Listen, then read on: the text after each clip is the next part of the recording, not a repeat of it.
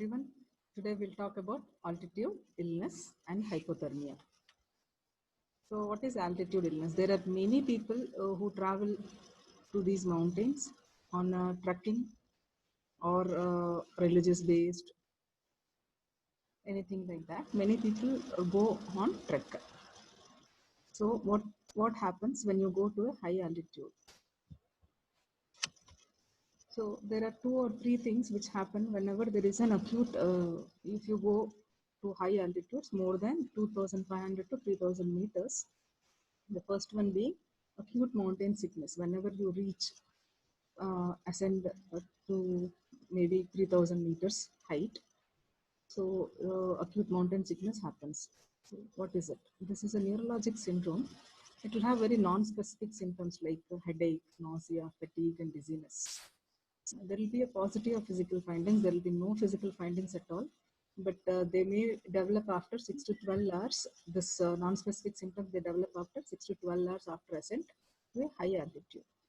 Usually this is a clinical diagnosis. There is no other test for diagnosing this. Symptoms are headache, dizziness.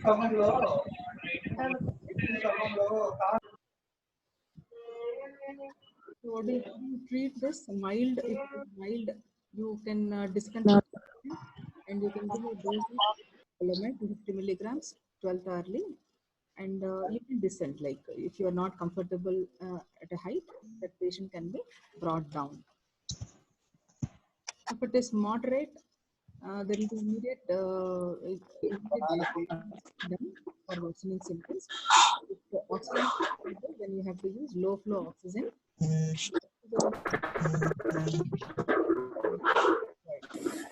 Someone is using their microphone. Could you please put it off?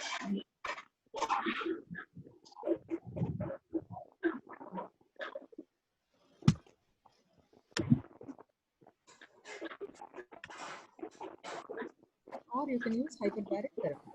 After starting.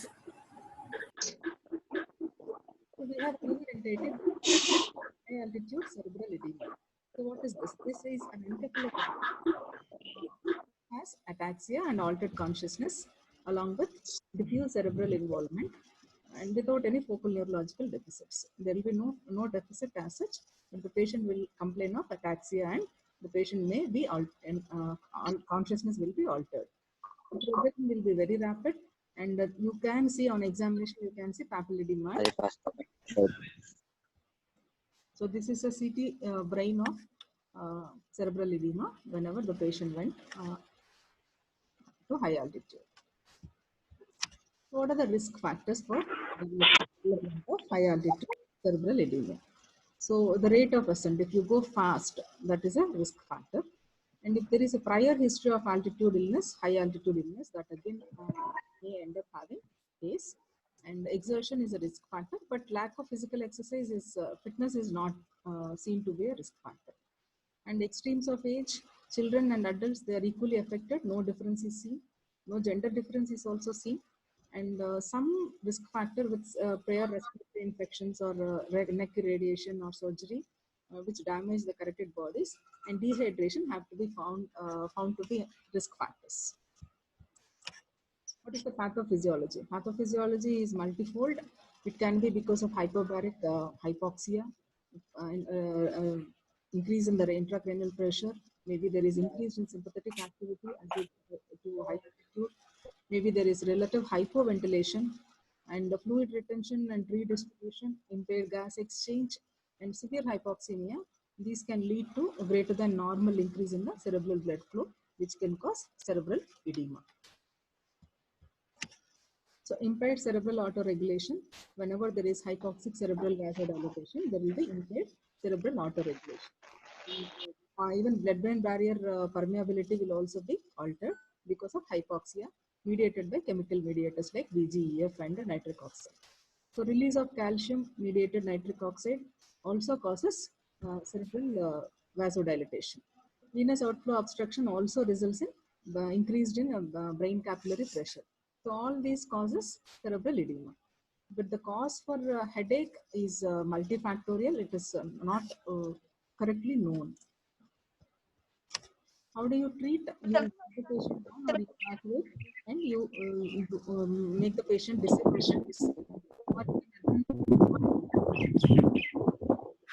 dose of 2 to 4 liters per treat with dexamethasone 8 milligram IM, IV or orally, and then you can decrease it to 4 milligram 6th hourly.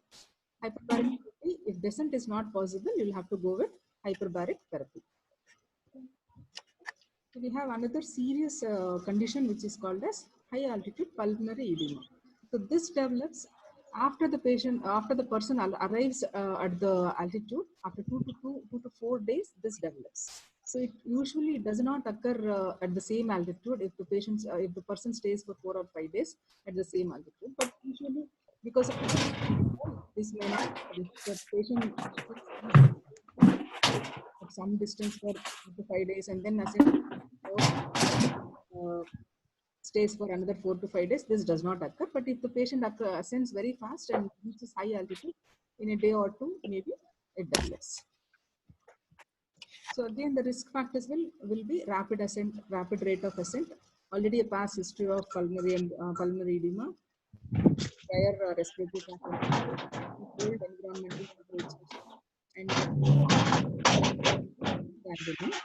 And other people who have some cardiac respiration, abnormalities like mitral stenosis, primary pulmonary hypertension, any large patent foramen ovale, all these are risk factors for developing HAPE. Pathophysiology, usually non-cardiogenic pulmonary edema with normal pulmonary artery wedge pressure is seen, and it is characterized by patchy pulmonary hypoxic vasoconstriction, which will lead to overperfusion in some areas. And this abnormality in turn leads to increased pulmonary capillary pressure and capillary stress failure. So this is because of increase in the capillary wedge pressure.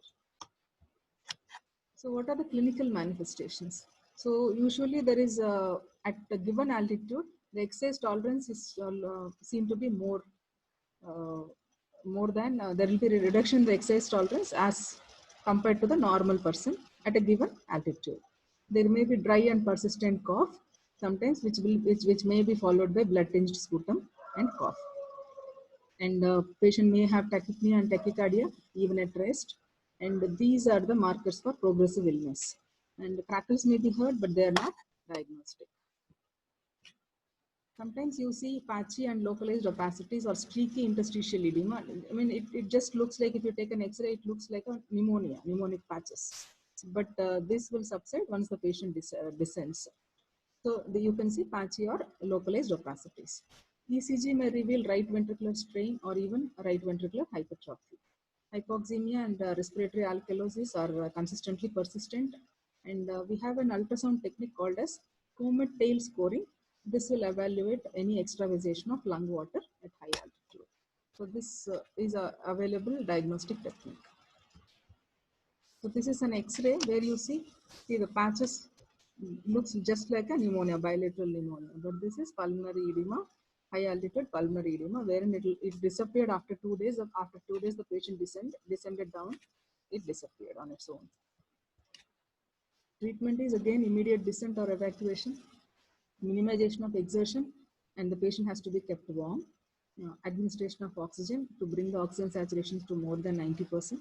And adjunctive therapy with nifedipine 30 milligrams 12th hourly can be given, and hyperbaric oxygen has to be given if descent is not possible. So for all these altitude illnesses, be it acute mountain sickness or be it high altitude cerebral edema or high altitude pulmonary edema, descent and oxygen administration along with hyperbaric therapy, if descent is not possible, is the treatment.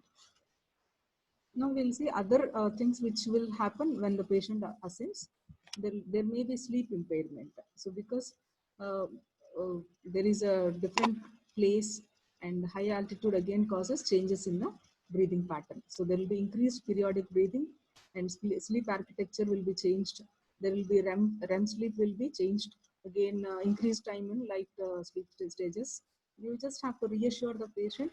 But if the patient is still not able to sleep properly, you can just give 1 tablet of acetazolamide, 125 milligrams just before bedtime. Some patients may complain of gastrointestinal issues, mostly abdominal bloating and distension, and even excessive flatus expulsion. But few patients also had increased gastric and duodenal bleeding.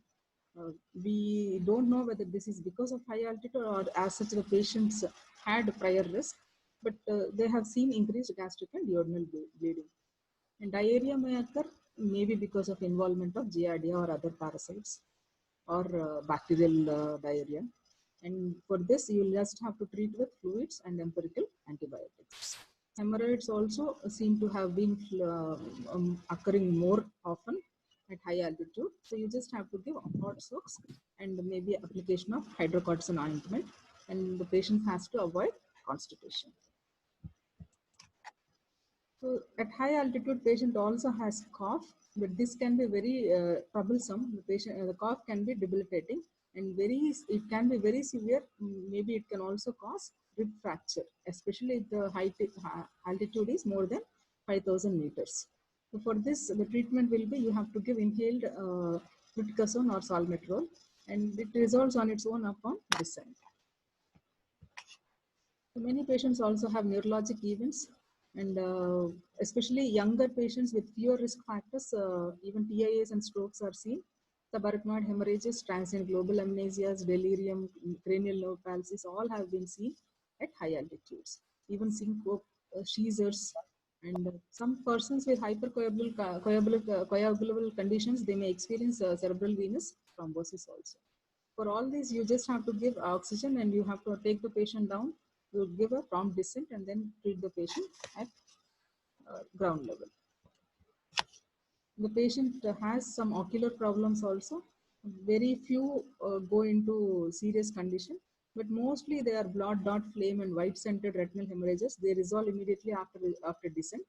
But macular hemorrhages, they can cause visual loss, especially if they are bilateral. And even retinal vein occlusion, retinal artery occlusion, cortical visual loss can all also occur at high altitude.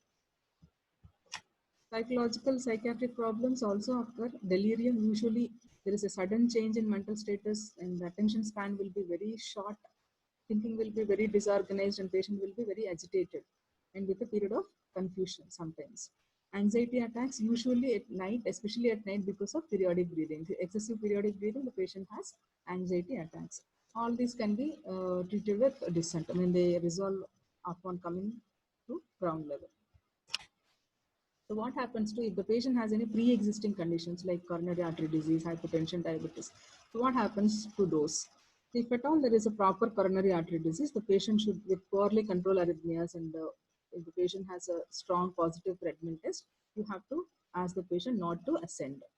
If otherwise, usually myocardial oxygen demand and maximal heart rate are usually reduced at high altitudes and they are not a big problem for if the disease is very mild. Hypertension, usually there will be increased sympathetic activity and there may be a transient rise in the blood pressure at high altitudes. But once the patient descends, it comes to normal. Asthma, again, cold air and exercise may provoke bronchoconstriction, but usually many patients, they are comfortable even at higher temperatures as compared to low altitudes. High altitudes as compared to low altitudes. Pregnancy, normal pregnant ladies, low risk pregnant ladies ascending up to 3,000 meters they have no special risk. But high risk pregnant ladies are better to avoid ascent.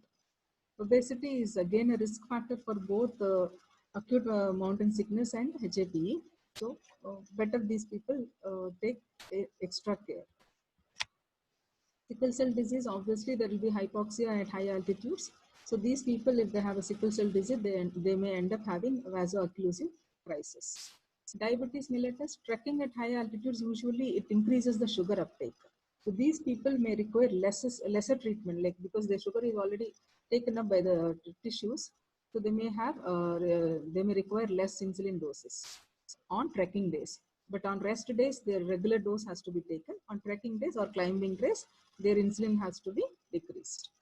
Chronic lung disease, again, you better give sustained release nifedipine. So pulmonary hypertension, again, these people may have increased pulmonary hypertension. Chronic kidney disease, some cases they have seen they progress to end-stage renal disease. Better to avoid acetazolamide in patients who have metabolic acidosis. So, chronic disease, unless they are very stable, maybe CKD 1 or 2, stage 1, stage 2, maybe they can go. But patients with prior metabolic acidosis or any stage 4, stage 5 renal disease, better not go to high altitude. Cirrhosis, again, there is an increased hepatopulmonary and portopulmonary arterial hypertension chances. So they may be detrimental to these patients. Now that finishes altitude illness. So the next topic is hypothermia. So hypothermia can occur because it can occur accidentally, or it can occur in any secondary to some any disorder, secondary to some any, other disease. Accidental hypothermia, it usually occurs whenever there is an unintentional drop in the core temperature. That is called at this temperature, body they begin to fail, and the body is unable to conserve heat at this temperature. So this is the cutoff point where the body fails to maintain the body temperature. Primary accidental hypothermia, this is usually a healthy individual is exposed to, directly exposed to cold. There, that is called as primary accidental hypothermia. Secondary hypothermia, because of a serious complication of some serious systemic disorder or injury, this occurs, hypothermia occurs, that is called as secondary hypothermia. So causes are multifactorial. Age, extremes of age, obviously neonates and elderly are at more risk. Environmental exposure, many people who are working in maybe borderline, these soldiers, sports related, some people who go as swimmers, so drowning cases, all this, they'll be at higher risk. Occupational, sports related, if they are wearing inadequate clothing or immersion, any immersion into cold areas. So these are high risk cases. And some drugs also can cause hypothermia, like especially ethanol, phenothiazines, barbiturates, etc. If the patient is already malnourished, maybe marasmic patient or kwashiorkor patient, they are also at increased risk of hypothermia. Endocrine diseases, again, diabetes and hypothyroid, hypopituitarism, adrenal insufficiency, they also can be causes for hypothermia. Neurologic, cerebrovascular accident, hypothalamic disorders, Parkinson's disease, all these are risk factors for hypothermia. Multisystemic, again, trauma, sepsis, shock, carcinomas, immobility, all these are risk factors. So thermoregulation, how does it occur? Usually heat loss occurs through 5 mechanisms, radiation being the maximum amount of heat loss will occur through radiation. That is 55 to 65% of heat loss is through radiation. The next one is conduction. Next one is convection, respiration, and evaporation.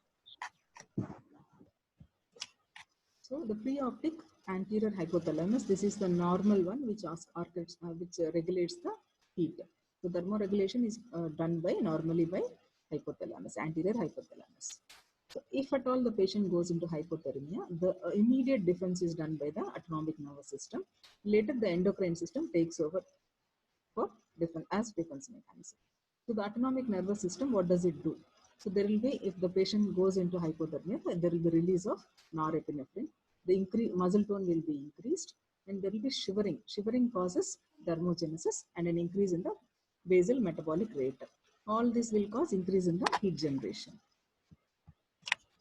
And cutaneous cold thermoreception also causes direct reflex vasoconstriction.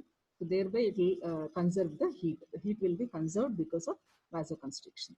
And prolonged exposure to cold also stimulates the thyroid axis. So thyroid axis, what it does, if there is more T4, there will be increased metabolic rate. Thereby heat generation will occur. How does the patient present? Usually there will be a history of exposure to environmental factors. So diagnosis is straightforward. In urban settings, usually it is more subtle. Maybe you have to rule out other disease processes or maybe a toxin exposure or any psychiatric diagnosis. So all these things in urban setting, you'll have to look for other causes also other than the straightforward hypothermia causes. So predicting core temperature, actually on clinical presentation to predict temperature is very difficult. So usually there is a progressive depression of all organ systems once there is hypothermia. So initial stimulation by hypothermia, there will be the function of all the organ systems will decrease. So this is a small picture where it depicts shivering, dizziness, the patient is nauseous, there will be rapid breathing, there will be problem in speaking and all. But we'll see at what temperature what happens in a bit elaborate way. So if it is mild, so mild hypothermia, somewhere between 35 degrees Celsius to 32.2 degrees Celsius, the patient will will lose memory. There will be amnesia. The patient will not be able to speak properly. There will be apathy. Dysarthria will be there. Judgment will decrease, and behavior also changes.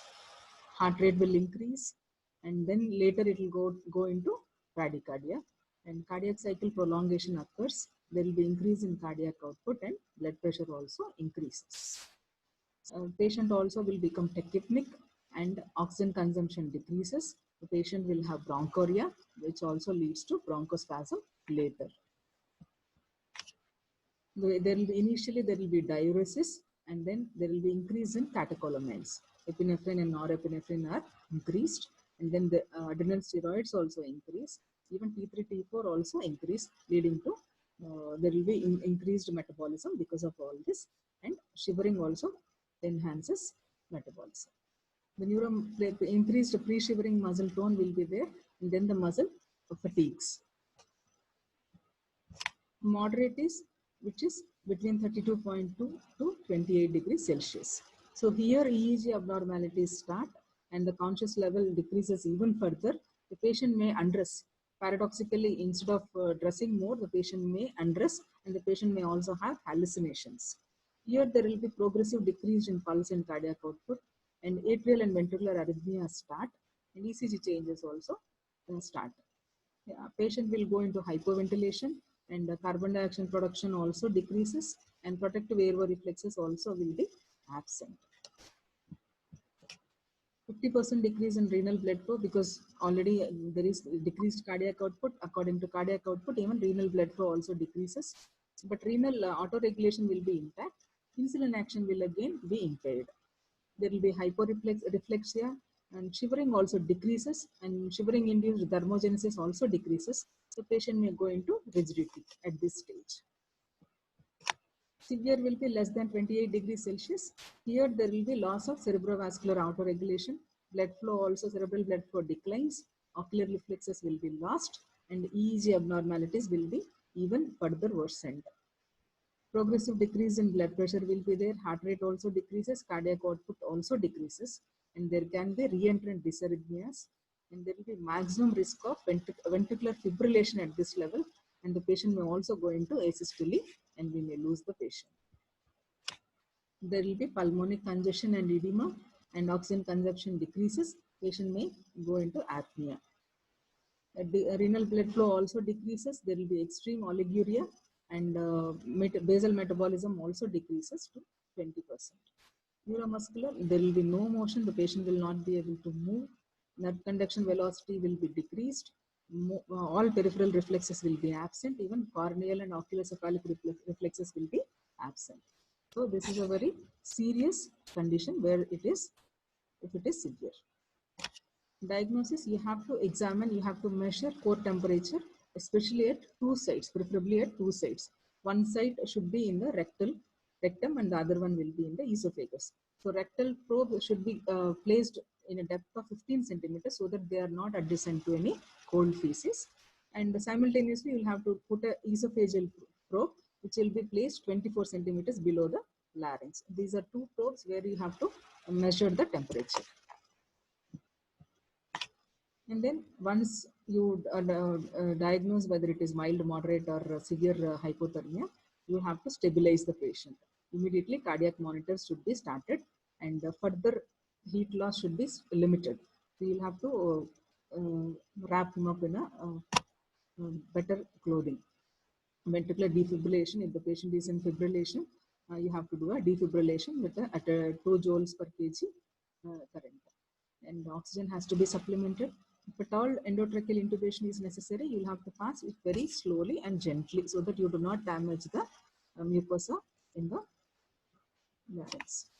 And then gastric tube, if you have to insert a nasogastric tube so that dilatation is prevented, and there will be a bowel dysmotility. So if because of dysmotility there may be dilatation. So to prevent this, you'll have to put in a nasogastric tube. And Colles catheter or any bladder catheter has to be put so that you can measure how much diuresis is there, how much urine output is there. So you have to measure the urine output also. And for dehydration, if the patient is dehydrated, either intravenously or intraosseously, you have to give a bolus of crystalloid. And normal saline is preferred over Ringer's lactate. So normal saline is the preferred fluid to be instituted. Acid-base imbalances should be corrected gradually. They should not be corrected very fast. So gradually they have to be corrected. So there are many rewarming strategies. So for simple things, if it is mild, then passive external rewarming. So this simply involves you have to cover the patient and insulate the patient with in a warm environment. Head also should be covered. If head is covered, the rate of rewarming will be more, like if it will be more than 0.5 to 2 degrees Celsius per hour. Then we have active external rewarming. So this is best accomplished with forced air heating blankets. So these is necessary when the core temperature is less than 32 degrees Celsius. That is for the moderate cases. And there is cardiovascular instability, extremes of age, if there is CNS dysfunction or hormone insufficiency, and if you suspect any secondary hypothermia because of any secondary causes, systemic disorders, this hypothermia is caused because of any systemic disorders. So devices that circulate water through external heat exchange pads, radiant heat sources, and hot packs. These all act as adjuvants to active rewarming. And we have another thing called as active core rewarming, where airway rewarming is done with heated humidified oxygen. So oxygen is heated and humidified at 40 to 45 degrees Celsius via, you would send this oxygen via mask or endotracheal tube. So this eliminates respiratory heat loss, and we can add up to overall rewarming will be more than 1 to 2 degrees Celsius will be increased. So these are methods for mild hypothermia. You just wrap up the patient in a warm environment with some warm blankets. Moderate hypothermia, you'll have to use active rewarming, and severe hypothermia, you'll have to use intraosseous or intravenous fluid also need to be given, which are other methods. So closed thoracic lavage is one of the efficient method in severely hypothermic patients with cardiac arrest. If there is a cardiac arrest, you do a closed thoracic lavage. The hemithoraces, they are dedicated to two large bore needles are inserted, thoracostomy tubes are inserted, and there is lavage done. And another method is peritoneal lavage using dialysate at 40 to 45 degrees Celsius. This also efficiently transfers heat. We can also use hemodialysis. Even hemodialysis is especially useful if there is electrolyte imbalance and rhabdomyolysis or toxin ingestion. Hemodialysis is also useful. Another option, it will involve the central venous insertion of rapid endovascular warming design. So you can do a intravenous or central line can be inserted, and you can do a endovascular rewarming. Another option is extracorporeal corporeal blood rewarming. This you opt for in severely hypothermic patients, especially if the patient is primarily accidental hypothermia occurs. In these patients, extracorporeal rewarming is done. How do you treat? So usually IV medications are withheld. If the patient is has less than 30 degrees Celsius core temperature, IV medications have to be withheld, because again they may decrease the temperature further. So low dose vasopressor medications may improve the intra-arrest rates to return into spontaneous circulation. So low dose vasopressors, they can be used. You either give a low dose or you can give a longer interval between doses. So you don't have to so that you avoid toxicity of accumulation of these drugs, and there can be toxicity. So you either give a lower dose or you use a longer interval between doses. So the main aim should be you have to achieve a mean arterial pressure of at least 60 millimeters of mercury, and this is the main early objective. If the hypotension does not respond to IV fluids and rewarming, then you can go for a low dose dopamine or low dose nitroglycerin. You can use either low dose dopamine or low dose IV nitroglycerin. Arrhythmias should be monitored. Usually what happens, arrhythmias, they spontaneously convert to normal rhythm during the rewarming processes. So you need not intervene early. So you just have to look for, you just have to monitor for initially monitor. And if there is a proper infection identified, then only you need to give antibiotic prophylaxis. Otherwise, empirical antibiotic prophylaxis is not useful in all other patients, except if the patient is an elderly patient or a neonate or any immunocompromised patients, you give antibiotic prophylaxis. Otherwise, for any normal other young patients, you don't need to give antibiotics unless there is a source of infection. So how do you prevent hypothermia? So whenever you are going out or whenever you are going into a cold temperature, there have to be layered clothing and headgear. Adequate shelter should be provided, and enough calories have to be taken, and ethanol has to be avoided. So, and any rescue services should be available, accessed easily, so that hypothermia can be treated very fast. So resuscitation, if at all there is any aspiration, you do an intubation. Oxygen supplementation has to be done. You have to rehydrate the patient. Ionotropes have to be given. If the patient is shivering or the patient is agitated, you can use short-acting benzodiazepines. If the patient goes into disseminated intravascular coagulation, then you have to give free FFPs or platelet transfusion, frozen plasma or platelets. And for these patients, there is no role for paracetamol or acetaminophen or any other drugs. Even paracetamol and acetaminophen, they will be of no use in these patients. Thank you.